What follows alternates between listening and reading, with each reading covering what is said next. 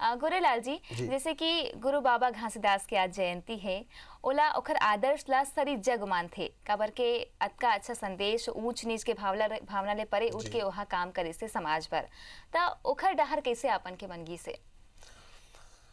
अब जब हम छत्तीसगढ़ में जन्म ले हन और बाबा गुरु घासीदास जी नहीं जानी तो हमारी जिंदगी बिरथा है। जब से मैं होश संभाले उम्र पहली रिकॉर्डिंग सत के संदेशिया पहली टैप कैसेट रिकॉर्ड हुई। सत के संदेशिया जब रिकॉर्ड हुई बहुत सारा छत्तीसगढ़ में बहुत तहलका मचीस। अब बाबा गुरु घासीदास जी के बारे में सैकड़ों गाना आज हमारे रिकॉर्डिंग है। अब तो वीडियो के जमाना खलो खत्म हो गए, अब ऑडियो के तो जमाने जुन्ना गए। आजकल मोबाइल इंटरनेट में आदमी सुनते जी।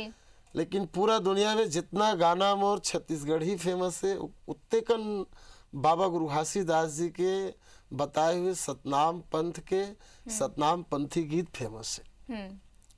आज ये आपके IBC 24 में बाबा गुरु घासीदास जी के सतनाम पंथ में समर्पित एक भजन जो आपके बीच हम गात हन हमर रचना नो है जी।